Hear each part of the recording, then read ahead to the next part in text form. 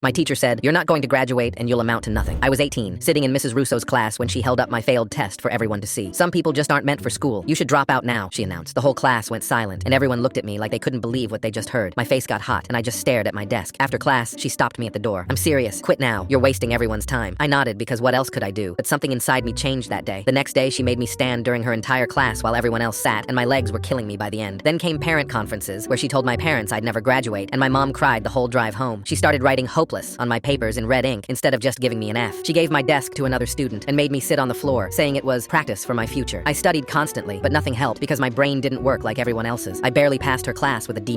Graduation day, she handed me my diploma and whispered, "This won't help you. You'll never be anything." That summer, I got tested and found out I had ADHD and dyslexia, which explained everything, but she never once considered that. With the right help at community college, I got straight A's for the first time in my life. State university came next, then my teaching degree and special education certification. I taught in another state for 10 years and became vice principal after 5. When the principal job opened back home at a different school in the same district, I applied. My name was on all the announcements as Robert, not Robbie like in high school. First day, I was reviewing teacher files when I saw her name and my stomach dropped. Mrs. Russo was department head now after 35 years. 3 weeks later, a parent called me crying about her son. Mrs. Russo refused to give him accommodations and called them excuses for laziness. I pulled the kid's file and saw he had the exact grades I used to get with red marks everywhere. But then I saw she'd written hopeless on his official IEP form, which is a legal document you can't do that to. I started digging through old files and found dozens of kids over the years with disabilities that she failed. One parent wrote that Mrs. Russo destroyed her daughter's confidence completely. Another's son thought he was stupid because of her. The previous administration had marked all these complaints as resolved without doing anything. Then I found her evaluation binder locked in a cabinet where she kept notes on students. My name was there from 20 years ago, circled with "waste of resources, will amount to nothing, proof that not everyone deserves education" written next to it. Under that was a note from 2 months ago when I became principal that said, "Affirmative action hire will fail within a year." She knew who I was and was waiting for me to fail. I scheduled a meeting and told her to bring her grade books. Monday came and she walked in smiling, sat down without asking. "Robert, or should I say Robbie?" She was enjoying this way too much. I stayed calm, even though I wanted to lose it. "You know why you're here." She laughed like she had all the power. "You can't touch me. I have tenure and friends on the board." I spread the kid's file across my desk, showing the IEP where she wrote "hopeless" in red ink. "You wrote this on a legal document. That's discrimination that could get the district sued." Her laugh died instantly, and her eyes darted to the door. "That's just feedback," her voice cracked. I pulled out her evaluation binder and watched her face drain of color. 20 years of evidence in your own handwriting. I showed her the page with my name circled, and she stumbled backward, knocking her chair over. "Where did you get that?" Her hands were shaking now. "Those are private," I kept going. "The board has copies. The state has copies." She grabbed the desk edge and her legs buckled. "Please, I was just maintaining standards." I pulled out the parent complaints. 43 families whose kids you destroyed. Her breathing went ragged. "I'll retire quietly. Today, please don't do this." She was actually begging now. 15 kids dropped out because of you. She dropped to her knees, tears streaming. "I have nothing else. Teaching is all I have. Please, Robbie, please." The door opened. My supervisor walked in with HR. "You're suspended immediately." She sobbed on my office floor. They pulled her teaching license permanently with no pension after finding 43 violations. The kid passed with proper help. Mrs. Russo applied to tutor my daughter, but I said no.